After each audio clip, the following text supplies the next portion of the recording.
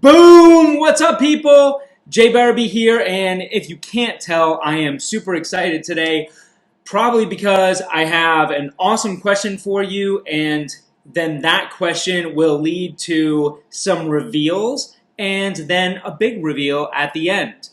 So that question is, are you treating your business like a side hustle? Are you running around and just not treating it like a business? Are you one of those people who invest money or not as a real estate agent in a restaurant? Okay, so there's a comparison. Have you invested money into something like a restaurant? Didn't really have a strong marketing plan, business plan, tracking your metrics, and then all of a sudden you go out of business in a year. Are you that person? Real estate agents, a lot of us are, okay? A lot of you are.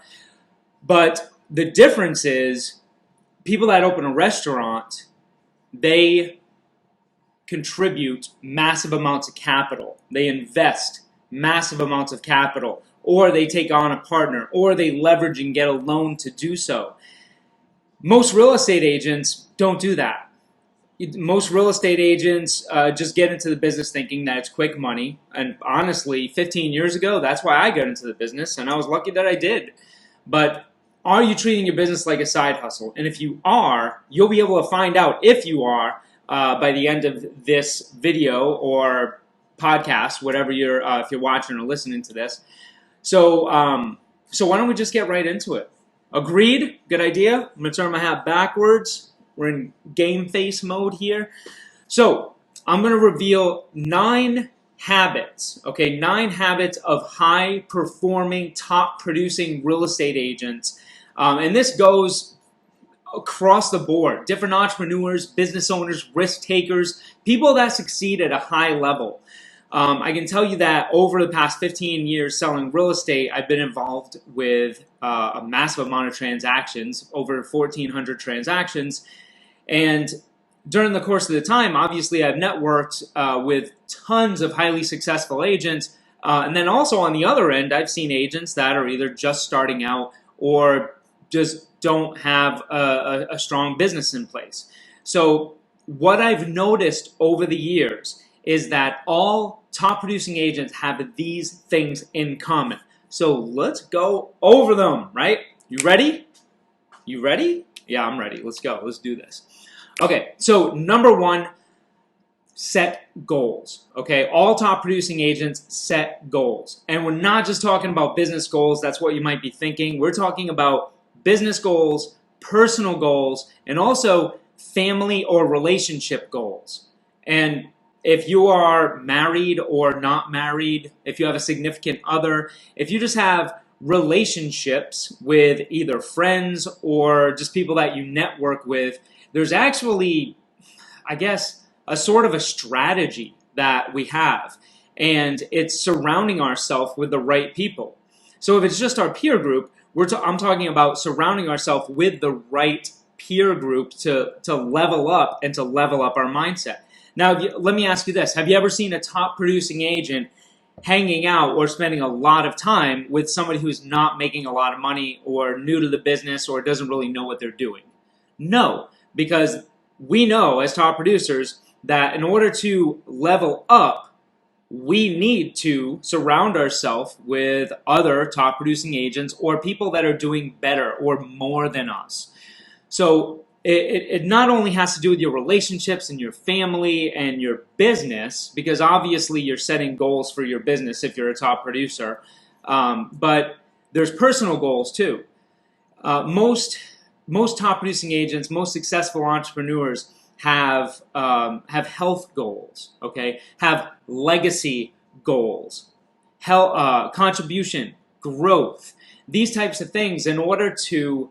There's something that Tony Robbins had said a while back that really struck me, and he said, "If you're not growing, you're dying."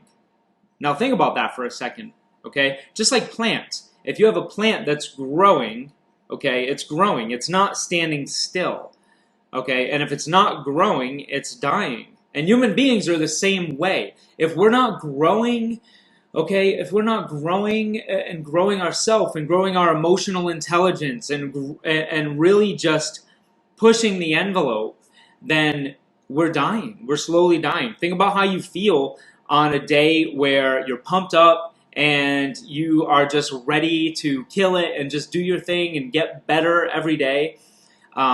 Or on the other end, a day that you just don't have any motivation to do anything or to be better.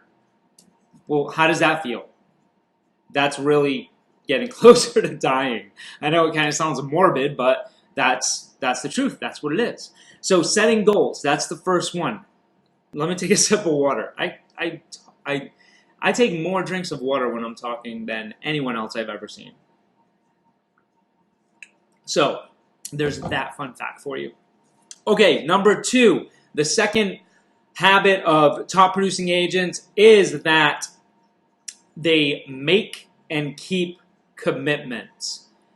Most people are really good at making commitments. Me and my wife, we're great at making commitments. Like, we go all in, we make commitments, we keep our commitments too, but a lot of times we overcommit. Now, I'll share a personal story with you.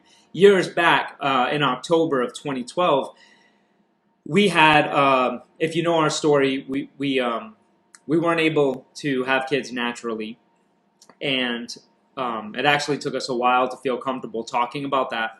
But we got to that point. It just takes time. And we came to the conclusion that we wanted to adopt, okay, because we wanted children. We wanted children in our life. So on October 12th of 2012, we were blessed with our baby boy, Lincoln. And he is incredible. And he was incredible, okay? And he was the best baby, okay? And if you have kids, you may have one of those. Now, we said, you know what? Like, Lincoln's such an awesome baby. We want another baby. So let's get another baby. So we put our hat in the ring, and we, 5 months later, we had Kenzie. And she was born on March 31st of 2013. So like 5.5 months later. And unfortunately, Kenzie wasn't as easy of a baby. Everybody would tell us that, she's fierce, and that will serve her well in the future. So now, fast forward 5 or 6 years, 6 years. It's starting to serve her well, but Jesus, that's a long 6 years. But anyway, so we adopted, and then we adopted again, and then we fostered a boy from rural China like a year later, and we hosted kids from a child from Belize and had exchange students. So we made our commitments to have children, have more kids in our life, and we kept those commitments. Now, a lot of people are really good at making commitments. Most people are really good at making commitments. But keeping those commitments are a different story. You know the days that we all, okay, have, where you say, you know what, I'm going to do this today. And then for one reason or another, you let something else get in the way. Look, at the end of the day, that's an excuse. Because if that thing was important enough to you, then you would be doing it. Okay? So making and keeping commitments is so important. You make your commitments, you keep your commitments. That's what top producers do. Number 3, the third, and this might be the most important. The third habit of top producers over the 15 years selling real estate that they all have in common is that we treat our business like a business. We treat our business like a business. And what I mean by that is we have a solid business plan that we break down and we forecast out. Now, it's difficult to forecast for a whole year as a real estate agent, but you really have to. And you have to look at your previous year. If you don't have a previous year, then don't worry about that. Just start from somewhere. But you have to start with that annual goal. And then when you have that annual goal, it's so much easier to break that down into 4 months. 4 quarters. That wouldn't make any sense, 4 months. 4 quarters. You break those down into 4 quarters. Each quarter has 3 months. Each month has 4 weeks. So it just breaks it down so easily that on a daily basis you can track it. Okay, and that's what top producers do. We set goals, we look where we are in relation to those goals, and we readjust if we have to. Now, a lot of people, and like myself, we tend to overcomplicate things, and it gets super frustrating. We overthink things. So if you're an analytical watching or listening to this, then you know what I mean about overthinking things, overcomplicating things. Um, and here's the analogy. It's kind of like thinking that you're looking at this big mountain, okay, which is the annual plan, but actually it's really just a hill. And if you get to the top of that hill, which shouldn't be that hard, then it's just smooth sailing from there. So putting together that plan, tracking that plan, and changing it, making adjustments along the way when necessary. So important. If not, then what are you doing? You're coming into the office or getting up to work on a daily basis and not having a plan, not knowing what you're going to accomplish. And think about this. Every single thing that you accomplish during the course of that day, every single thing has no greater meaning. Does this make sense? It has no greater meaning to what you are trying to accomplish at the end of your 12 months, which also should be tied into what you want to accomplish in your life. Because we spend so much time at work. So much time at work. I mean, I don't remember what the numbers are as far as the amount of waking hours or the percentage of waking hours that human beings actually spend at work, but it's a lot. Okay? We spend a lot of time at work. And we must tie in, and this is what top producers do. We tie in our business goals to our personal goals and our family goals. It all ties in together. So treating the business like a business. Now the fourth one, okay, the fourth habit of top producers is we all have a coach, at least one, okay? Everybody who is successful at a high level, whether it's a top producing agent, an entrepreneur, an athlete, a chess player, anyone has a coach.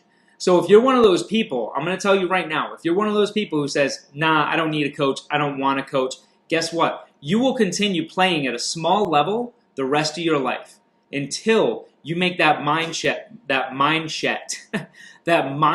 shift to know in order to level up, you need to have a coach, a mentor, whatever you want to call it, someone who is going to hold you accountable, but also ask you the right questions, the questions that will push yourself. Think about if you go to the gym. Simple as that. A lot of people that go to the gym have a coach, and that person at the gym, whether it's a boot camp or a spin class, or it's a personal one-on-one fitness coach, that person pushes you. They push you because they can see things that you can't see. You guys feeling me here? And it's a lot, most people don't look at coaching that way. Most people will look at a coach as somebody who doesn't know what they're doing or talking about and just wants to take your money and give you information and then send you on your way. Yeah, that's some people in the coaching industry. Just like in the attorney industry, there's some attorneys who don't really care about if you win or lose and don't really care about how much money or how much you have on the line. Like, that happens. Yes, it's like any industry, like real estate agents.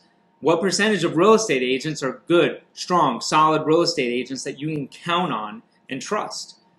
It's not all of us, is it? No, it's not. So having a coach will allow you to level up and play at a much higher level. And all top producers have a coach. I promise you this, okay? So number 5, we're about halfway through. How you guys feeling so far? Good? Okay. at the end, I'm going to share with you guys something that's exciting that I've really been working on for a long time now, and it's just about coming to fruition, and you'll hear more about it in the next couple of weeks. But yeah, so it's coming to life, and it's something awesome that you guys are going to love too. So number 5, the 5th habit that all top producers have in common: a set schedule. If you're one of those people who gets into the office, or again, doesn't have an office and just gets up to work but doesn't have a plan as to when you're going to start work, when you're going to finish work, what you're going to do during those hours, in what order, and honestly, how much money is correlated to each one of those activities that you do for your bottom line. It all ties into your business plan. It all ties into your business plan. So having a set schedule, so important. Now, I'll throw you guys this bone. A top producing agent set schedule can go something like this. Well, we wake up early, so 4 a.m., 5 a.m. usually. Usually you'll see most top producers get up around 5 a.m. Some get up earlier. I get up at 4 a.m. That's just me. And during that time, it's affirmation time, meditation, morning routine, working out, silence, to get your mind right. That's what a lot of it comes down to. The planning part doesn't take too long in the morning, but then once those morning activities are done and you have a little bit of your family time, I'm able to enjoy that family time now, which is really cool. 6 a.m., I have my kids get up. I don't have them get up. They just get up on their own. Jessica and I were just talking about this. Our kids get up at 6 a.m. They used to get up, Lincoln used to get up way earlier. We had another parent tell us yesterday that she said, yeah, you know what, Patrick? He gets up every day at 7:30 like clockwork. And we're just like, oh my God, I wish that was the case. But now, actually, I'm happy that they get up at 6 because I'm able to spend a little bit of time with them in the morning before I head to the office. But set schedule. So set schedule usually looks like this: 7:30-ish. So between 7 and 7:30, top producers get to the office and do our morning thing in the office. You know, like just getting ready, doing some practice, and then getting on the phones. And the phones are usually 8 to 11. Okay, 8 to 11. A little bit of a break in between to get a mindset shift, and then also to switch lead sources. But on the phones from 8 to 11. And then there's lead follow-up. Lead follow-up maybe 11 to 12. Then you have some admin work for a couple of hours, and we prioritize which admin work we're going to do for that day, stuff that is relative to us making more money. And then either more prospecting in the afternoon that's scheduled, or more follow-up, or working on our business for an hour or two, and listing appointments or buyer appointments, or just driving around looking for sale by owner signs, those types of things. Very rigid, okay? Very rigid. But here's the deal, okay? Even though it's a rigid schedule, if I stick to my schedule 75% of the time, that's a really, really good number. I am so happy with that, okay? So don't worry about sticking to your schedule like that much. Don't make it, don't be that firm. Don't be that hard on yourself. It's going to be flexible. Schedules are made to be fluid. So set schedule. Number 6, sixth habit of a top producing agent: lead generate consistently. Lead generate consistently every day. Of course, there's going to be days where you don't. It happens. It's life. But you have to be prepared for that. Can't beat yourself up too much, but you have to lead generate consistently, even when you don't feel like doing it. If you look at the difference between somebody who is in great shape and somebody that's in okay shape, that person who's in great shape, they work out on the days they don't feel like it. They work out on the days that are hard. Okay, they push themselves. And that's what it takes to be a top producer. So if you want to make a lot of money in real estate, but you don't want to put in the work, good luck. It's not easy. People ask in real estate, and entrepreneurs ask the same thing: what is the best way? to make the most money the fastest in real estate or in my business, whatever it is, okay?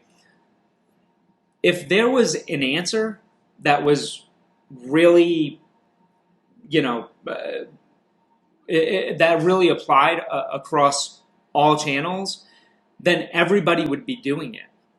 It's the things that you do that other people are not willing to do that make all the difference. That separates you from everybody else.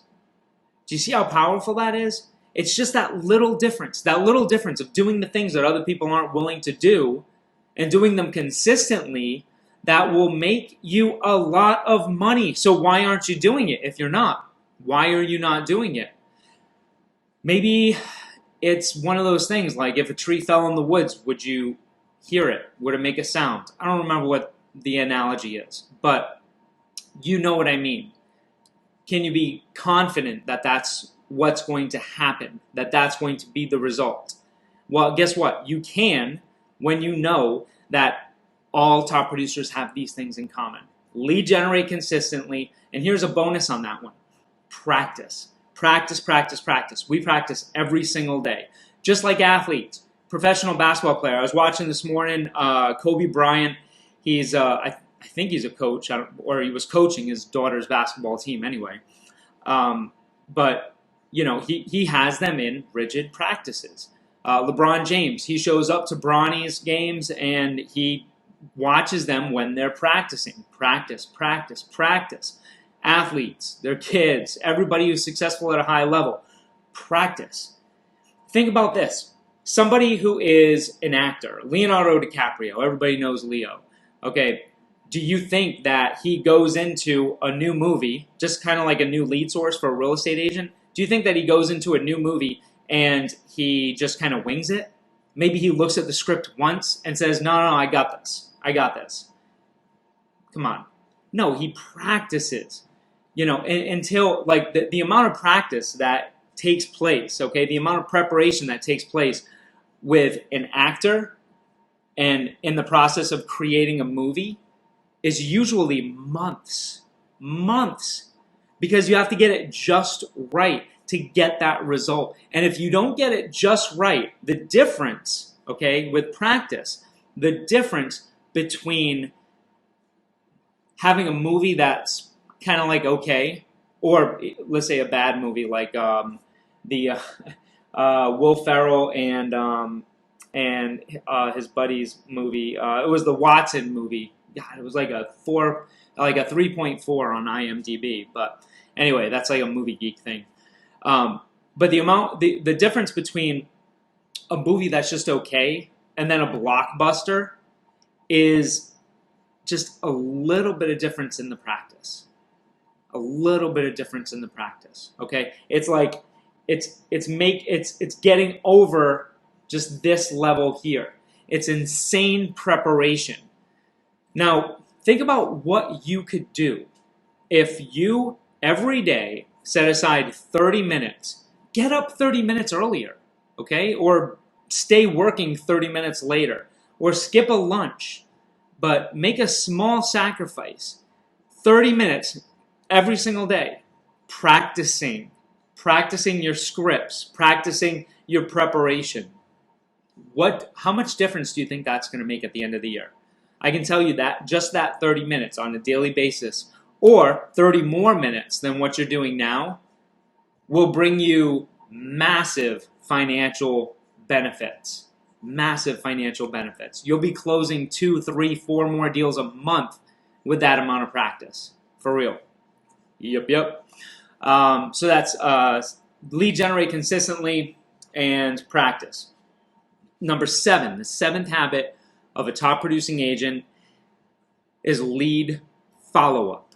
Lead follow-up. Consistent lead follow-up. And actually, let me make a side note on the lead generation. A lot of agents will think that lead generation is posting Facebook ads or Craigslist ads or just, calling back Zillow leads or whatever that might be. But let me tell you, if you are a salesperson and you are not getting on the phones calling people, whether it's for sale by owners, expired listings, your database, a neighborhood, whatever it is, absentee owners. If you're not getting on the phone calling people, then you are not achieving the level of success that you are meant to achieve. Because real estate people are salespeople, okay? And salespeople talk to people quite often, okay? And we talk to people about making a purchasing decision.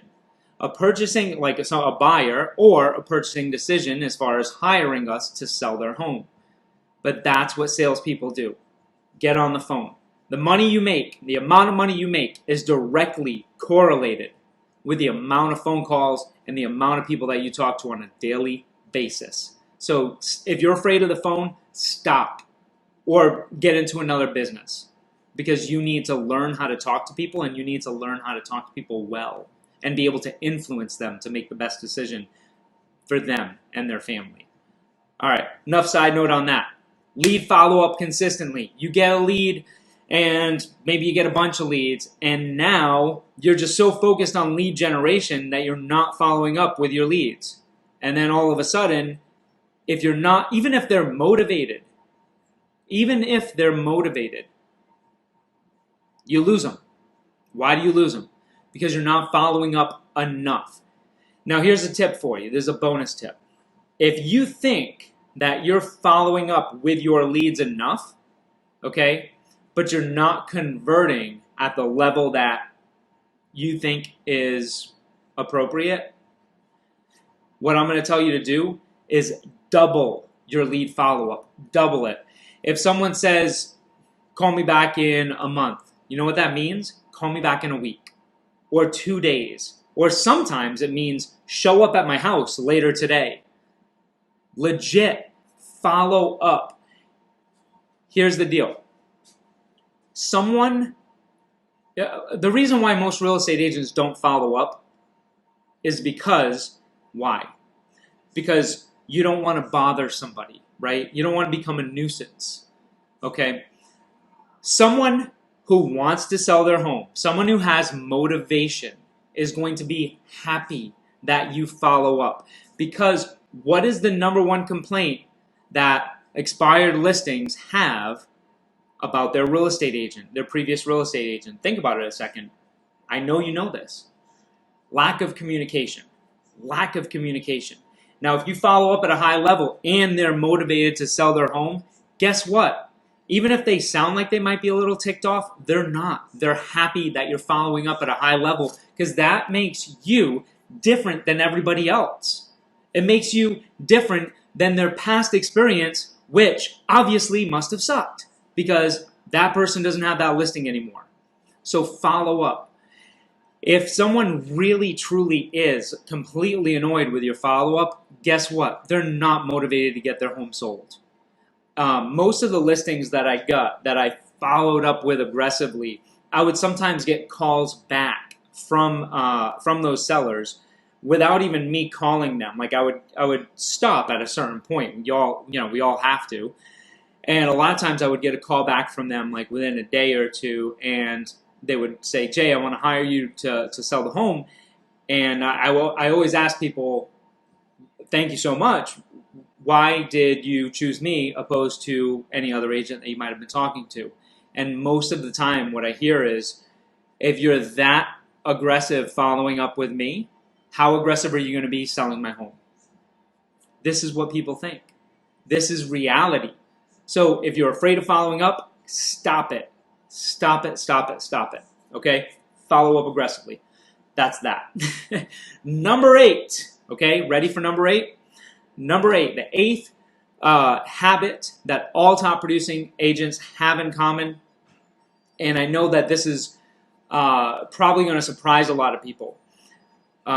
Most of us feel like top producers have all this business that just comes to them naturally, like that they practiced and they're just lead generating cold leads all the time. Nope. Top producing agents add to and work their database consistently, okay? they nurture their database. And it's important to add to. The add to is probably the most important, because what happens with a database over time, we're purging people out. I mean, we have to. Either they're just, maybe people pass away. This is life. People move. People sometimes don't have the best experience with you, and you still can't recover after that. That happens. So don't be surprised if you hear that. Don't be offended. Move on. Okay? Danielle, a friend of mine, she said, when you lead generate, you don't have to tolerate.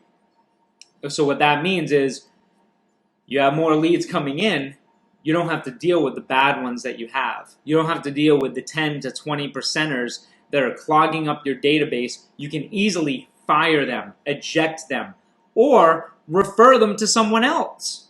How powerful would that be for you? How would you feel if you could actually refer somebody that you sold the home to, that you just don't want to ever work with them again, to somebody else?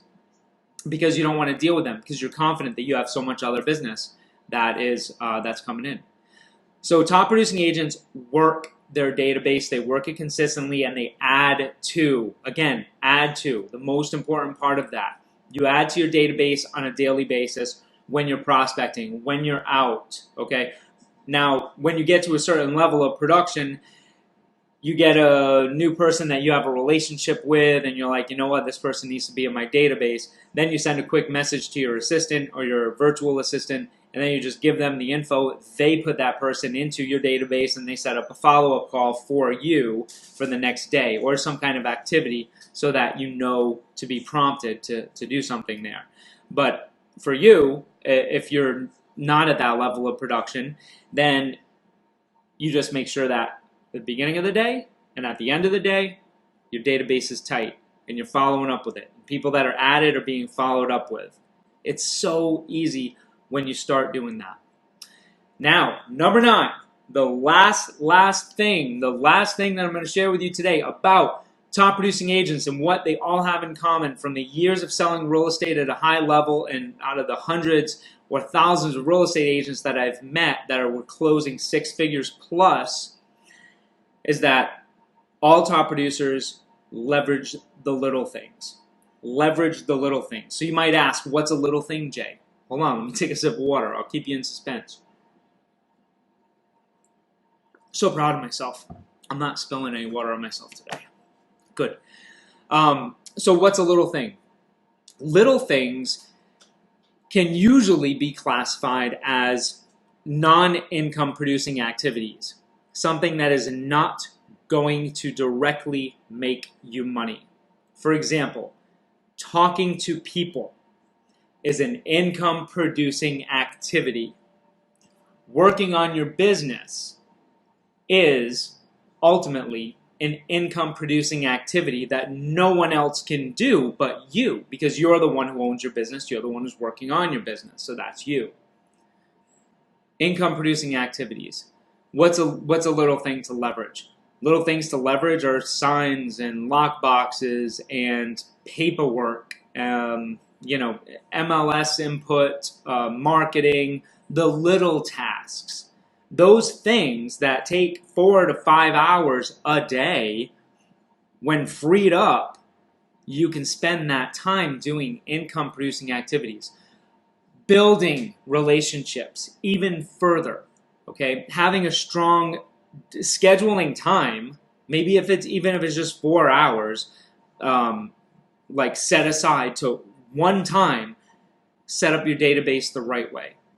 Then on a daily basis, you can go through and do what you need to do with it. Okay, but we leverage the little things, and it's so important. So boom, number 1.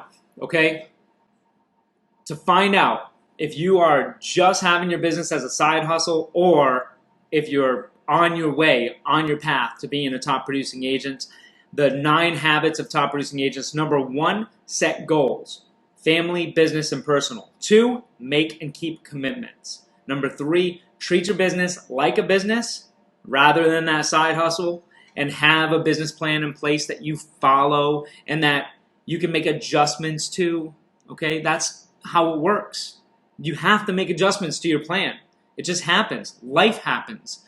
Sometimes you don't know what's going to happen the next day. You've been there. We've all been there. Number 4, have a coach. To exceed at a high level, have a coach. Have to. Number 5, have a set schedule, which is also going to be fluid. Those things change. And remember, 75% of the time, if you stick to that schedule, you are in good shape. Lead generate consistently. Lead generate consistently and practice. Number 7, lead follow-up consistently. Lead follow-up and make it aggressive. If you think it's aggressive now, double it. Double it. I'm not kidding. Okay.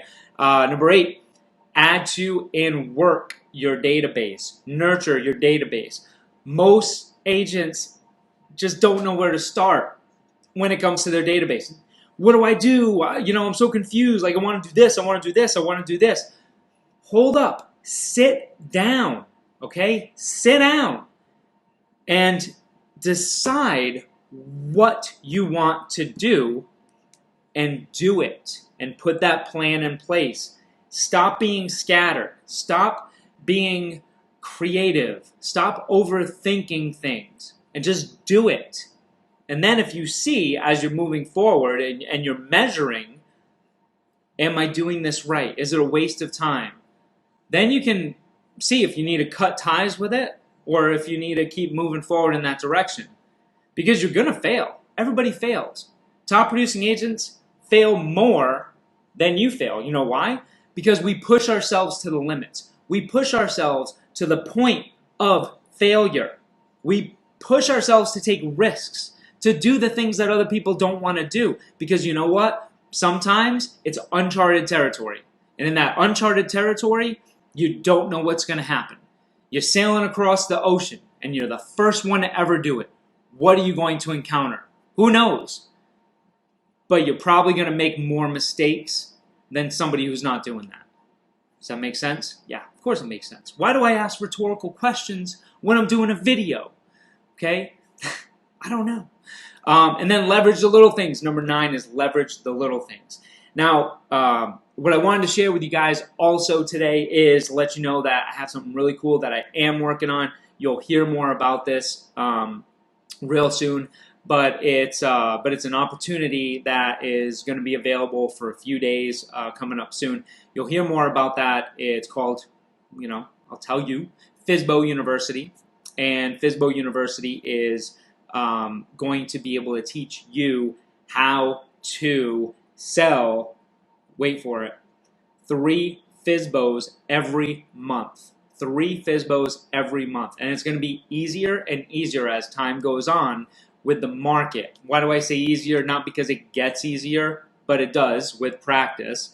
But there's more FSBOs that are coming on the market. If you want to watch more of these videos, subscribe below. You got that. And you get more info on the other stuff coming up soon. And awesome. Be good. Stay well. Talk to you soon.